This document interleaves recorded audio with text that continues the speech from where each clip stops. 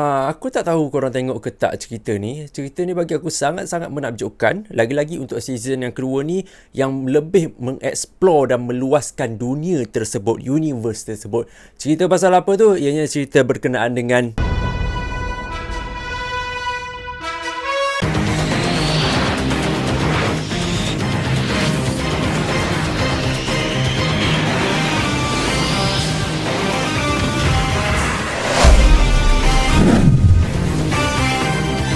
Hello, Assalamualaikum semua. Welcome back to Freddy Wilson YouTube channel pop culture anda. Tiba tu kan. Bukan apa.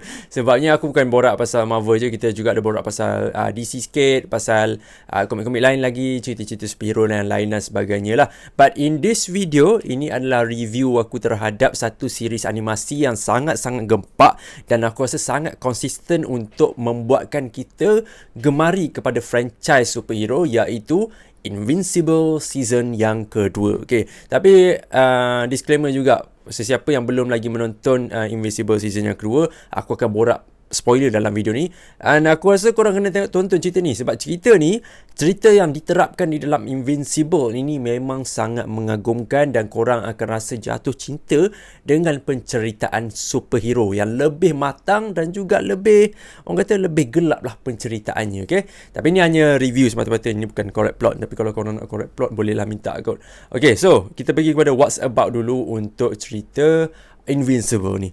Okay, Invincible season yang kedua ni, dia adalah satu cerita rentetan daripada situasi yang berlaku semasa season yang pertama. Di mana finale untuk season yang pertama untuk Invincible ini, Omni-Man telah memberi ancaman yang sangat-sangat besar dan impactful kepada dunia, kepada manusia-manusia dekat sana dan juga kepada superhero-superhero yang duduk dekat universe itu. Contohnya seperti Guardians of the Globe. Aku lupa lah apa nama Guardians, tapi bukan Guardians of the Galaxy lah. Okay, so lepas pada tu Omni-Man menghentam Invincible dengan sangat lunyai. Lepas tu dia memberitahu kepada isterinya ataupun kepada Mark Grayson ni, iaitu Debbie kan namanya kan. Dia bagi tahu selama ni hubungan itu bukanlah satu hubungan yang rahsia, dan menganggap Debbie ni sebagai seorang macam satu haiwan sahaja kepadanya. Memang sangat-sangat menyakitkan. So selepas pada itu, Omni-Man telah meninggalkan dunia. Dan dalam season yang kedua ni, kita dapat tengoklah macam mana Mark Grayson dan orang lain dia menjalani kehidupan mereka seperti biasa, tetapi penuh dengan struggles, penuh dengan sesuatu benda yang mungkin kita tak akan faham apa yang mereka semua ini lalui. And after that, kehidupan mereka semua berjalanlah daripada episod 1 sehinggalah ke episod keempat. Dan dalam episod yang pertama ni, bukan episod yang pertama, season yang kedua ni, kita dikenali dengan satu villain yang baru kepada penceritaan untuk Invincible, iaitu Levi Engstrom. Levi Engstrom ni kalau dalam Image Comics, dia merupakan the multiversal threat lah kepada dunia Invincible tu. Tak salah aku, dia makan beberapa isu jugalah untuk settlekan masalah Levi Engstrom ni. And right after that, sekarang ni, spoiler alert, sekarang ni kita dapat tahu Omni-Man sudah pun kembali untuk berjumpa. Bukan Omni-Man sudah pun kembali, Omni-Man aka Nolan Grayson itu telah menghantar satu spesies ini untuk mengajak Mark Grayson datang ke planet itu. So itu adalah untuk what's about lah, apa season yang kedua ni, daripada episod 1 sampai ke episod yang keempat. Okay, so kita pergi beralih kepada what's good untuk episod 1 sampai ke 4 ni. Aku rasa korang tahu ada banyak perkara-perkara yang best dalam Invincible season yang kedua. Voice acting yang sangat-sangat menakjubkan. Action wise, daripada episod 1 sampai ke 4 tidaklah superb seperti season yang pertama. Sebab kita tahu lepas episod yang keempat ni akan ada lagi scene action dan sebagainya. But buat sekarang ini, ianya bagi aku mencukupi dari segi action. Lepas pada tu, apa yang aku nak utamakan sangat untuk episod 1 sampai 4 untuk season kedua Invincible ni adalah dia menunjukkan kepada kita satu penceritaan superhero yang lebih luar, yang lebih besar konteksnya. Bukan sahaja menceritakan bagaimana superhero itu ingin menjalani kehidupannya selepas apa event katastrofik yang berlaku kepada dirinya, iaitu kepada Mark Grayson, di mana Omni-Man telah meninggalkan dunia, seorang bapa telah meninggalkan seorang anak, seorang bapa telah meninggalkan seorang isteri, seorang bapa yang telah meninggalkan dunia yang dia telah lindungi selama bertahun-tahun. Bukan saja cerita pasal lepas satu juga ianya menceritakan tentang karakter-karakter lain. Karakter-karakter contohnya seperti Atom Eve. Di dalam episod yang keempat ni kita dapat tahu yang Atom Eve ada berlawan dengan seorang penjahat ni. Dan bila dia berlawan dengan seorang penjahat tu, sorry aku tak ingat nama dia. Tapi dia villain tu dia aku rasa ada je dia nak datang. Mama tu tak mati-mati sia. Villain tu tak kuat pun padahal kan. Tapi setiap episod, bukan tak ada setiap episod, akan ada episod yang mana villain tu ada. Dan Atom Eve ni adalah berlawan dengan satu penjahat ini. Bila dia berlawan, ada satu perbuatan daripada Atom Eve ini yang mana telah membuatkan satu pasangan ini telah jatuh dan kemalangan dan mati dekat tempat kejadian. Dan right after that, Atom Eve ni perlu deals dengan consequences dengan apa yang bapak dia cakap kan, kuasa kau ni is a curse dan sebagainya. And along the way kita dapat tengok untuk episod keempat, Atom Eve macam dah give up untuk menjadi seorang superhero, untuk menjadi protector lah kepada universe tersebut buat masa ini saja. Lepas tu juga dalam episod pertama sampai keempat ni, aku rasa salah satu elemen yang mereka tekankan sangat adalah bagaimana Mark Grayson iaitu Debbie itu mengendalikan hidupnya. Aku rasa memang akan ada, sebab cerita ni dia lebih depressing tau, knowing that ada seorang ibu tunggal di dalam universe Invincible ini, tapi bukan sebab bercerai, bukan sebab kematian, tetapi suami kau telah melayan kau sebagai satu kenapa suara aku macam serak Suami kau telah melayan kau seperti seekor haiwan dan tak pernah menganggap cinta yang kau buat itu sebagai satu cinta yang sejati.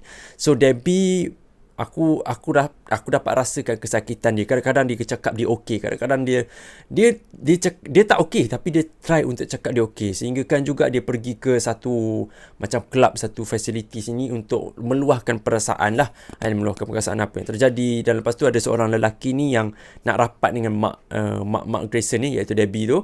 Lepas tu bila dah luah apa perasaannya, orang pun meninggalkannya. Kau tak rasa pedih? Tak rasa pedih dengan apa perjalanan yang Debbie lalui selama 20 tahun bersama dengan Nolan Grayson, aka Omni-Man, tapi semua tu hanyalah fake semata-mata. Memang pedih, walaupun aku rasa mungkin ramai yang akan bosan dengan scene ni, tapi aku rasa scene ini menunjukkan bagaimana seseorang itu akan rasa sangat-sangat depressing, rasa sangat tertekan dengan hidupnya. Dia dah start kerja dah tak betul, dia dah tak rasa macam tak tenteram. Aku sangat menyukai lah elemen tersebut. Dan right after that kita pergi kepada apa yang aku suka juga adalah dia tak Ancaman dalam dunia Invisible ini bukannya tertakluk kepada satu benda saja. Benda tu dah diceritakan daripada season pertama lagi. Bukannya satu benda saja yang mengancam dunia Invisible. Dalam season kedua pun dia buat banyak villain. Kita ada Levi Storm, kita ada yang clone tu, lepas tu ada villain-villain lain. Bermaksudnya dunia ni sangat luas dalam Invisible. Semua cerita bakal ditekankan. Okay, so itu bagi aku, itu apa yang best lah untuk Invisible season yang kedua. Ni kita bagi kepada What's Earth pula untuk Invisible yang season kedua. Ada beberapa benda yang aku tak suka. Antaranya adalah mereka tidak jumpa untuk menyajikan satu plot yang kuat kepada season yang kedua ni. Season kedua ni, apakah musuhnya yang utama? Mungkin alasannya disebabkan kita baru tengok sampai episod yang keempat. Mungkin selepas episod yang 4 sampai 7 ke, kita dah tahu siapakah ancaman utama kepada penceritaan ini. Sebab episod pertama untuk season kedua, dia nak cerita pasal Levi Storm, nak cerita pasal multiverse yang seakan-akan seperti Council of Reeds ataupun Council of Kang kan. Tapi cerita itu tenggelam buat seketika dan pergi fokus on kepada benda lain. Aku tak kisah dia nak fokus on benda lain untuk world build up, tetapi dia perlu tekankan supaya audience faham, okay, di season kedua ni villain dia adalah ini, supaya ianya lebih orang kata menarik dan juga lebih orang faham lah tentang apa yang terjadi di dalam season yang kedua. Yang keduanya aku tak suka adalah kenapa dia pergi gantung cerita ni. Series macam ni tak payah nak gantung lepas habis the whole project lah kan. Kenapa dia nak tutup sampai episod keempat, lepas tu nak sambung ke tahun depan? Aku rasa macam tak apalah, benda pun jadi, bukan aku yang buat cerita tu kan. Benda ni something yang tak elok juga sebab dia dah ada momentum tau. Series ni ada momentum dan dia cut off dekat episod keempat untuk menunjukkan lepas ni di mana Omni-Man akan berlawan. Omni-Man, Invincibles dan orang lain akan berlawan dengan bangsa Viltrumite. Oh, itu satu benda yang aku suka lagi. Satu benda yang aku suka lagi adalah dalam cerita ni dia tak fokus on Omni-Man sebagai satu superhero yang paling powerful. Kali ni Omni-Man nampak fragile.